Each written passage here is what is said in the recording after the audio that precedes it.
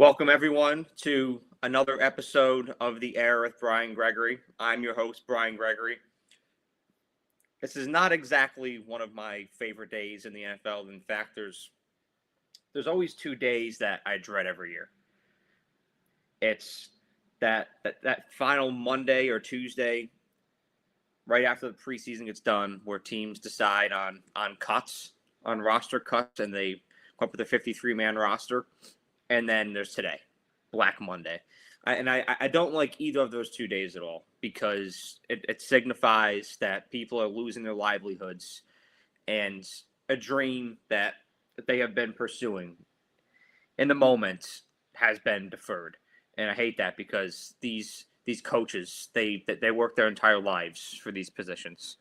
And when you're granted it, it's such a high and it's such a remarkable opportunity. And then when it comes to an end, you never like to see it happen for anybody.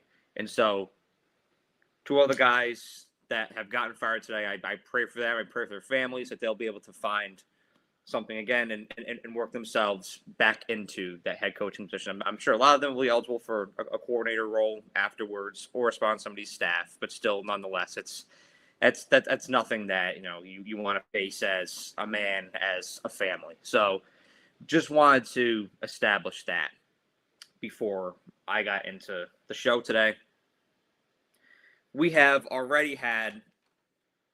4 head coaches fired in the last 24 hours, and we've had 6 fired total this year.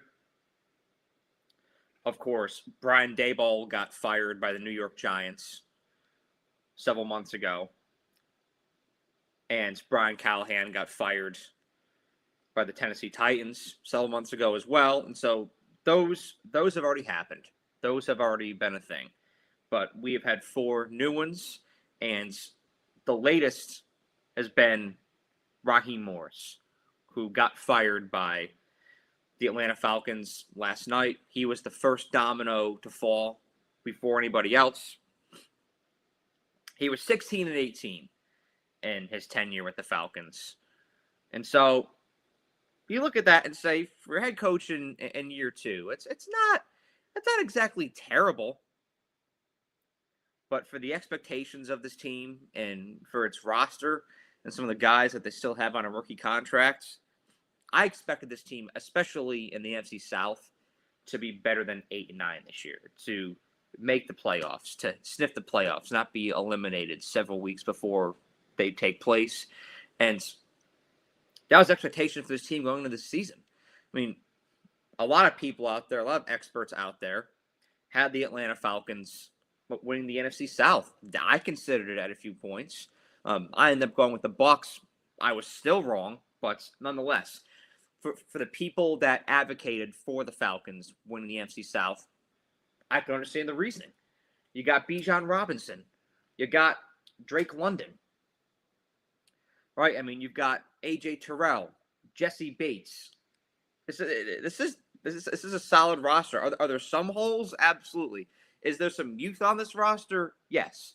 But when you look at especially the NFC South, this is a competent roster that is capable of winning the division. And finishing in 3rd place and missing the playoffs for the 2nd year in a row is simply not acceptable. And you've got to dissect why it happened as well. I mean, I've been hearing it from Falcons fans for months, years at this point, with Morris being their head coach. Time management has always been an issue. All right, it's always seemed like Raheem Morris's gauge on time in these games has been a little bit off, and his play calling reflects that. I mean, his play calling, especially on offense and in crucial times, has been horrible as well. And the Falcons have had multiple blown leads in games that they should have won these past 2 years, and you're sitting there at a record like 8-9. You just missed out on winning the division. You just missed out on a playoff spot. Those are the things that you look at, right? Like, how close were you? And it sucks. It hurts for Raheem Morris because we could be having a lot different of a conversation that the Falcons could be in my NFL playoff prediction show tomorrow. But instead, It's the Panthers. And for a guy who's wired like Arthur Blank, that is simply not good enough. He has seen this team play in NFC championships. He has seen this team play in Super Bowls, come very close to winning Super Bowls, by the way. Go Pats, just saying. He wants to get back there. He yearns to get back there. And damn it, he will.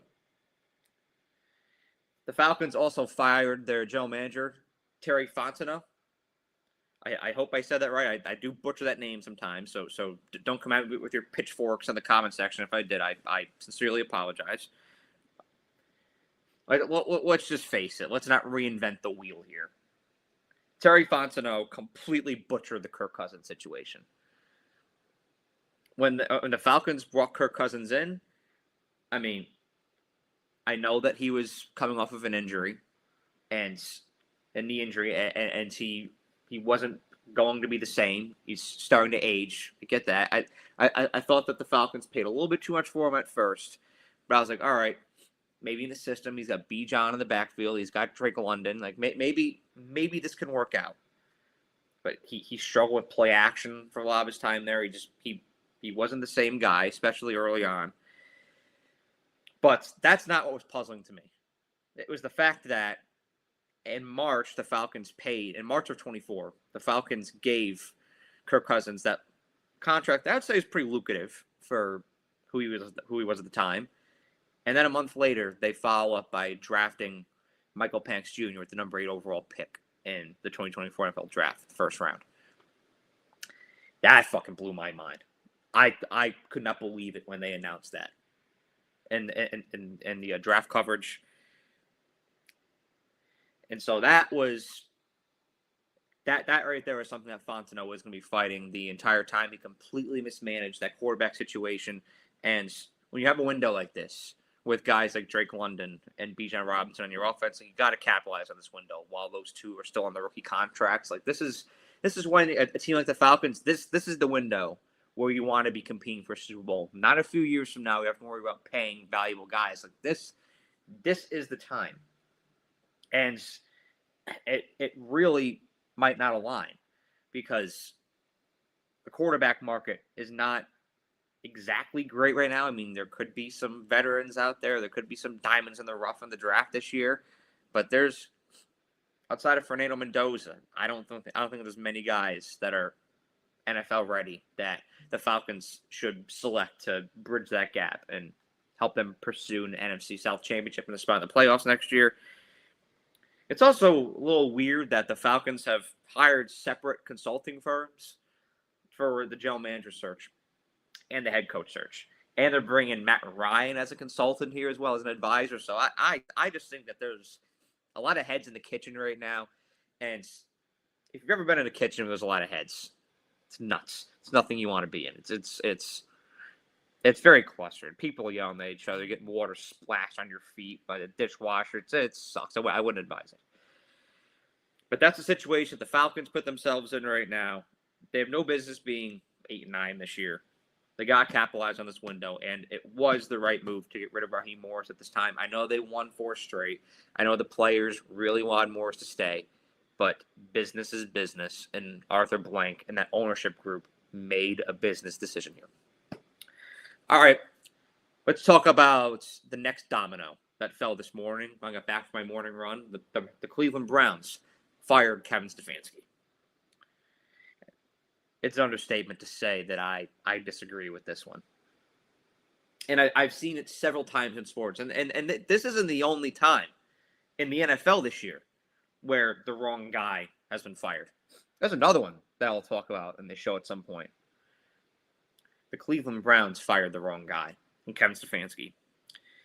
He is a 2-time NFL head coach of the year. Okay. When Kevin Stefanski inherited this team, it was a team with a lot of promise. But it was a dumpster fire. It was a tire fire in 2019. He transformed this team into an 11-5 playoff team in 2020.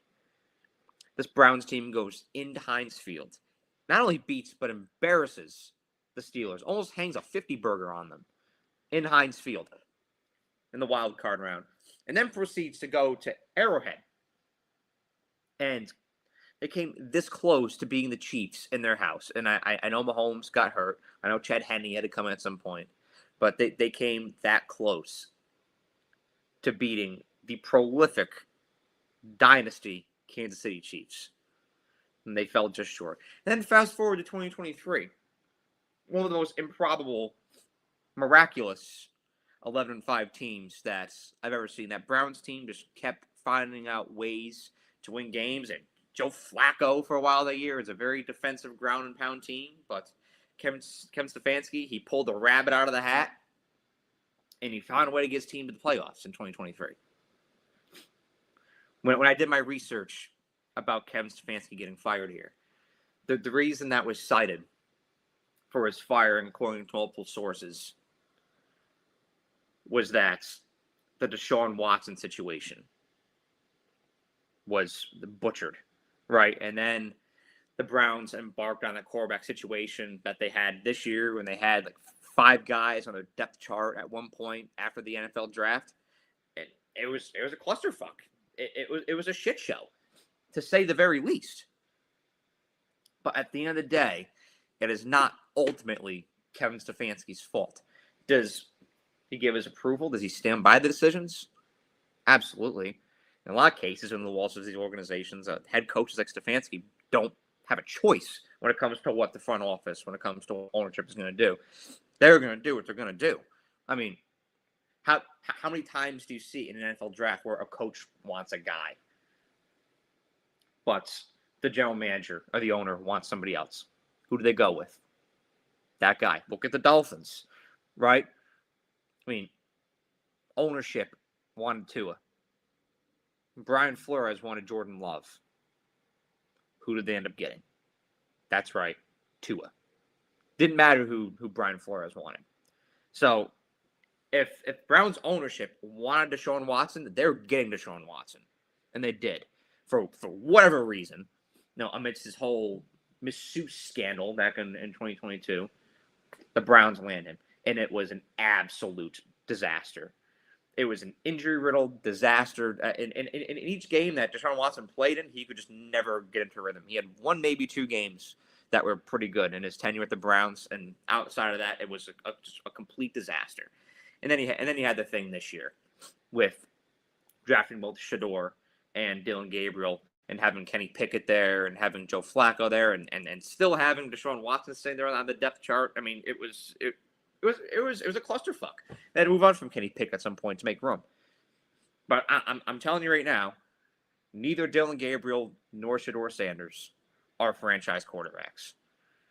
Shador Sanders can give you good things. He give you those razzle-dazzle plays once in a while, but he's not consistent, and he's not going to be consistent. I think both of those guys are good, formidable backups. I don't think that they are franchise quarterbacks by any means. But I said to say it, that is the gauge by which Kevin Stefanski was evaluated, was measured. And that's wrong. That's fucked up. But the good thing for Kevin Stefanski is that there's a lot of smart organizations out there. There's a lot of organizations that are moving off of guys. There's, vacancies right now. Just saying. Maybe Kevin Stefanski ends up going to the Giants. Maybe he goes to the Titans. Who knows? I would take him. I just had my guy Nicholas Fondren in the comment section ask me about Cliff Kingsbury at Tennessee. I'm going to talk about Tennessee at some point in more depth in this podcast here, but I do want to say that I would like a guy like Cliff Kingsbury. I mean, from his track record with the Cardinals. I mean, it didn't end up going well after a while. It was up and down, but I thought the Cardinals were kind of soft at times, and so I don't want to see it happen in Tennessee, especially when they're hard-nosed and very disciplined under Mike Vrabel a couple years ago. I feel like that's the standard. Who I like for Tennessee, honestly, Nicholas, and I really think about my favorite is Matt Nagy. I think that he's a guy that is deserving of another opportunity at a head coach position. I really don't think that he got the best bounce. I don't think he got the best opportunity when he had Mitch Trubisky as his quarterback. He's as you can see, he's now a career backup.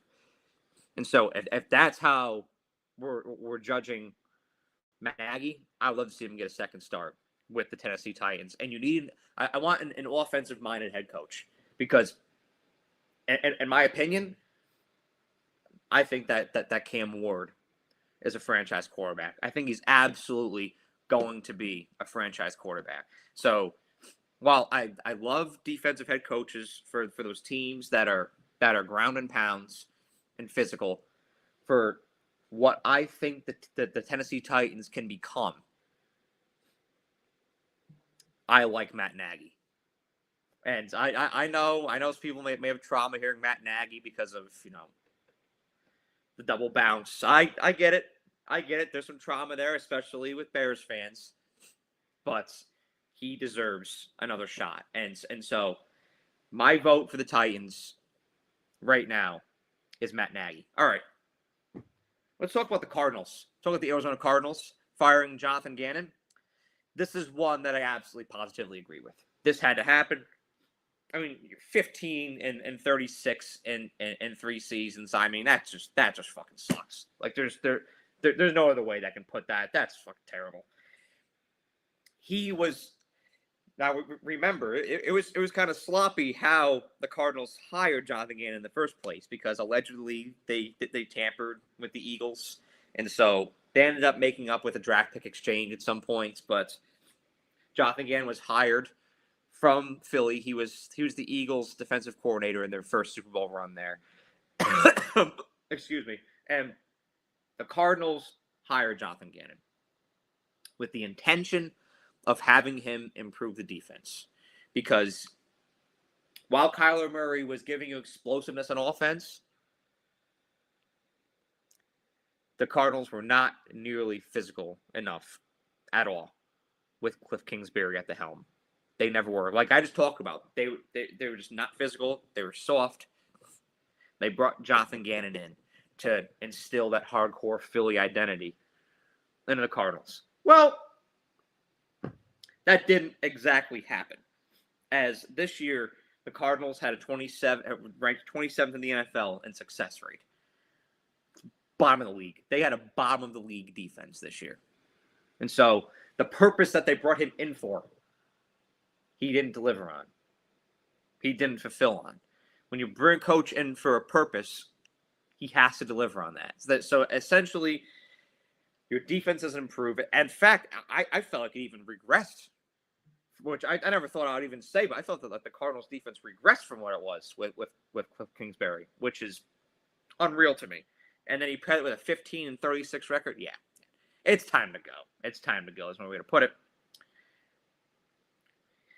He also really mismanaged this Kyler Murray situation this year because what I think could have been a manageable situation is now complete chaos.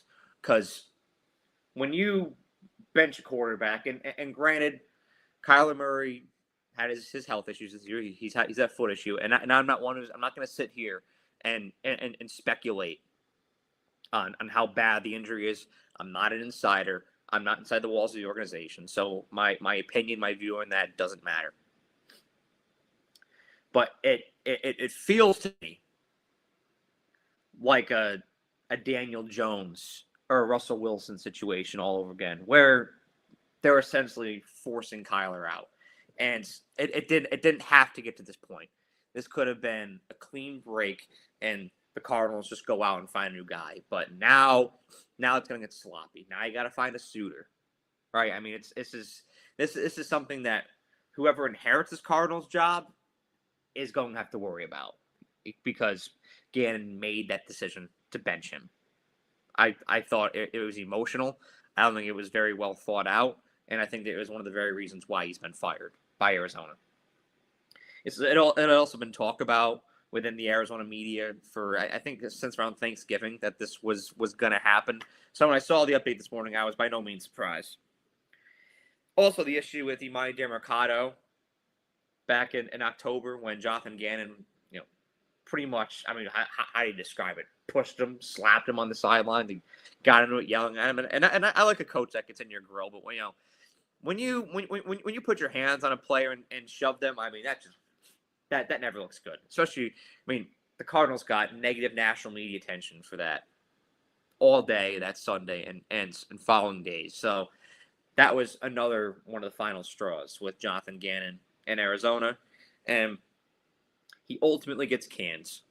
It'll be interesting to see how this Kyler Murray situation shakes out, who they bring in as a replacement, and who the Cardinals' new potential head coach could be.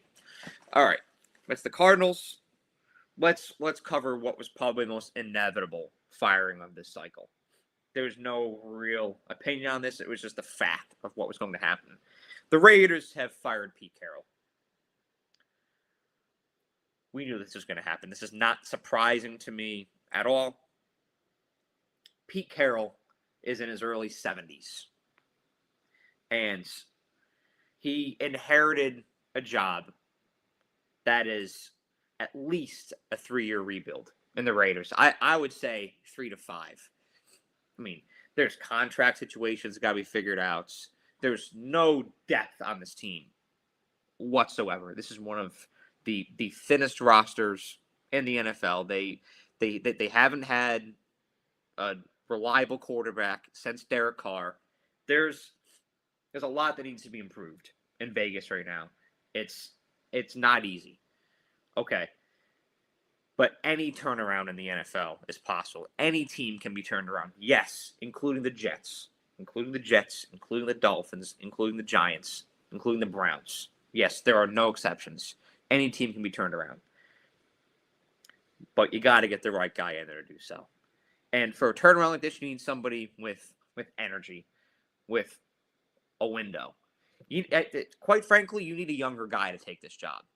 Somebody who's this Raiders position would be perfect for somebody looking for their first opportunity. Because, yes, is it tough? Absolutely. But you have the stamina, you have the energy to execute a turnaround, and then you've got that on your resume. You transform the Raiders. Maybe you stay there. Maybe you use that to get a different job. Maybe you transfer into the college ranks. Who knows?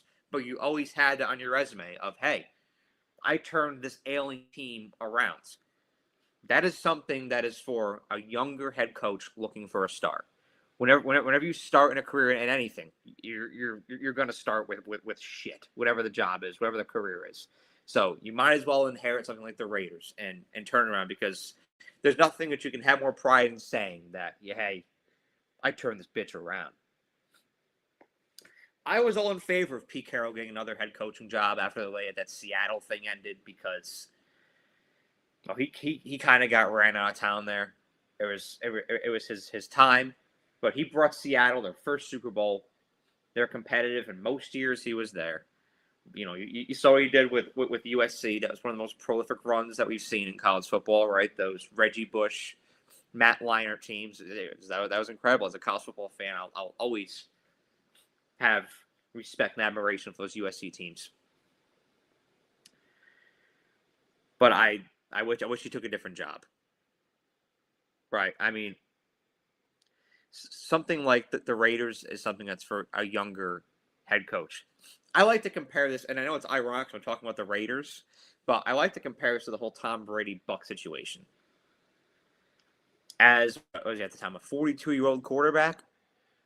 There was no position better for him than the Tampa Bay Buccaneers.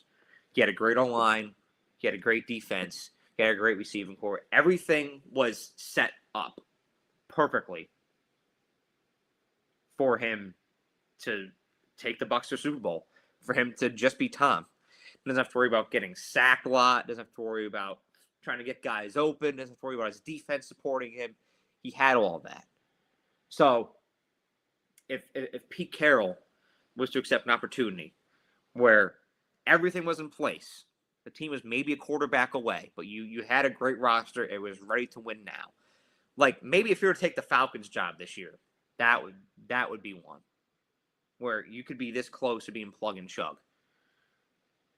But no, not the Raiders. That's like if Tom Brady would have gone to the Bears in 2020 behind an awful line and a mid receiving core. That's what taking the Raiders job was comparable to. It was not the right job for Pete Carroll's time in his career. This is a long rebuild, and I hope that's the Raiders with Tom Brady in the building do their due diligence and do sufficient research to bring the right guy in.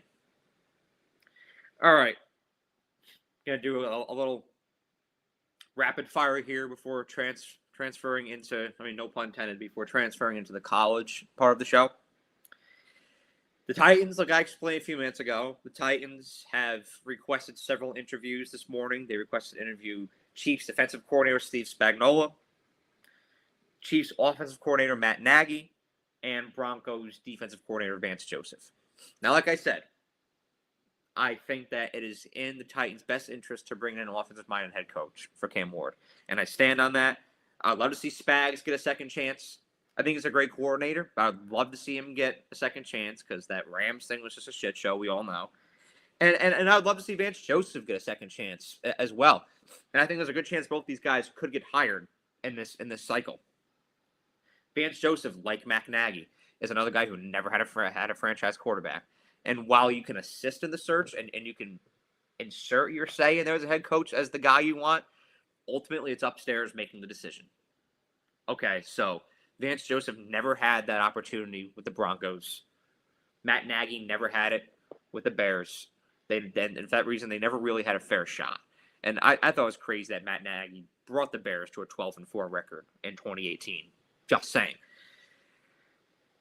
For the Titans, my favorite for this position is Matt Nagy, but I'd love to see the other two get jobs as well. Because I think at this point, what they've done, I mean, that Chiefs defense, with the exception of this year, it's been nasty for years. And even had bright spots this year as well. But as we know, that Broncos defense has been prolific this year. I can't wait to see what they do in this playoffs rounds. And Vance Joseph has been the architect of that. All right, the Giants, New York Giants, are holding on to Joe Schoen. I can't believe I'm even saying those words after the Daniel Jones situation, after the Saquon Barkley situation. They are still holding on to Joe Schoen. I mean, his hit rate has not been great, to say the very least. A lot of Giants fans, a lot of New York media were calling for him to be fired this year. I was saying that he'd be fired before Brian Daboll, and this is what I was foreshadowing here. The Giants fired the wrong guy. I think they should have fired Schoen and not Brian Daboll. I thought Brian Daboll did a great job coaching this team. I thought he was a great fit with the Giants organization. Does he have some responsibility for the way things have gone the past couple of years? Absolutely. But year in, year out, Joe Schoen had not constructed a formidable team. A team capable of competing with your Eagles, with your Commanders, with your Cowboys, with your other NFC juggernauts. He just hasn't done it. And for that reason, I thought they should move off of him. But nonetheless, they keep him. I think there's some pissed off Bengals fans, Dolphins fans, and Ravens fans today. Because there has been no indication that Mike McDaniel is going to get fired. A lot of Dolphins fans really pulling for that. I thought that it was time for a change. I thought that they haven't looked physical at all. I thought they haven't looked tough at all. I thought that a lot of Dolphins collapses, especially in cold weather physical games, have been predictable. Mike McDaniel just didn't have them ready for that. And I think offensively, the Dolphins became predictable after a while. And so, and again, it was kind of like a Cliff Kingsbury thing where they didn't seem tough to me. They didn't seem physical to me. And that's what you need to be in the AFC if you want to go up north and win playoff games. Instead, they're moving off of Tua. Do I understand why they're doing that? Absolutely. But I was thinking that they had to clean house. Tua, Mike McDaniel, and Chris Greer, who absolutely had to go because of just the way the Dolphins' offensive line looks. Linebacker core, luckily, has improved a little bit this year, but secondary has been great at all. Yeah, I think it's just time for a whole regime change for the Dolphins down in South Beach. And the Ravens, I mean, how many collapses can you have? I just think the John Harbaugh thing is kind of stale there. This is a Super Bowl winning head coach. He's brought the Ravens to multiple AFC championships. Very decorated head coach. And I think a guy who should absolutely get another gig in this cycle. I think the Giants should look into him. I think that the Cardinals should look into him. And anybody who's a vacancy If you're looking at John Harbaugh, I think he could even be the guy for the Raiders job. I think that he's still of age for that. But it's his time in Baltimore, I just feel like, is over. And the Bengals are holding on to Zach Taylor. And I know exactly how Bengals fans feel about that. Not great. But I digress. All right. We are going to make a shift here in the show now. We are going to transition into talking about some transfer portal news in college football. So, excuse me, we've had several major dominoes fall in this past day, and we're still waiting on DJ Lagway. He's visiting Florida State, which is crazy. He's visiting Virginia, among other visits that he's still planning out as well. But some guys have decided. One of those guys is Brennan Sorsby. He is going up to Lubbock to play for the Texas Tech Red Raiders. And, for teams like Texas Tech, for teams like Indiana, who know that their guy is not staying, it's important to fill that hole, to keep momentum going. Well, both teams have done that. Baron Morton is gone. And after what I saw in the Orange Bowl, I think it might be time for an upgrade. And maybe that guy is Brennan Sorsby. He's a Denton native. I believe he played for Lake Dallas High School, which is right in this general area where this show is coming from, Fort Worth. So he's a DFW guy. I'm fully behind him. 27 touchdowns, 5 interceptions for the Cincinnati Bearcats this year. The Bearcats kind of collapsed towards the end of the season. Had a lot of November losses, but that's something that's not all on him. Texas Tech, Cody Campbell. That collective, they outbid LSU. Lane Kiffin and his crew made a push for Brennan Sorsby. But Cody Campbell and the Matador Club, Joey McGuire, said, hell no, Lane Kiffin.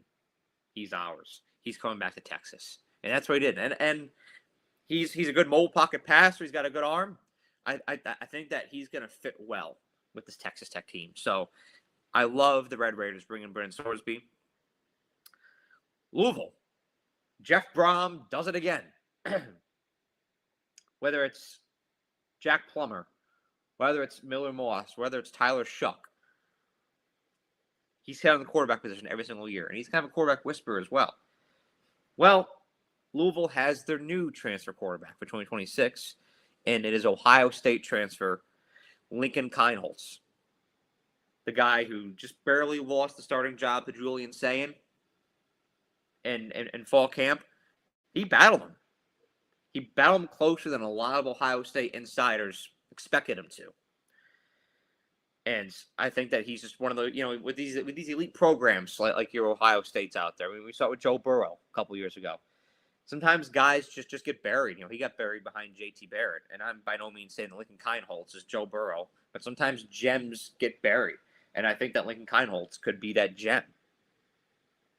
He's a dual threat quarterback. For his age, he's got really good IQ.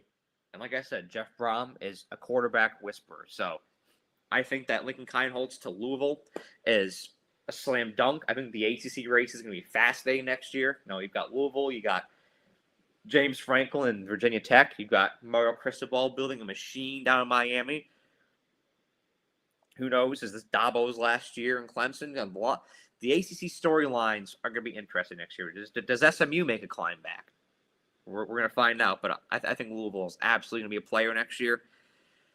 Penn State, under the Matt Campbell regime, he's brought dozens of Iowa State players in at this point. This Iowa State team is completely depleted right now. I think there's like 15 guys in that roster. It's like another Auburn. I feel bad for the Cyclones right now because they had a good thing cooking, and now it's just been ripped to the studs.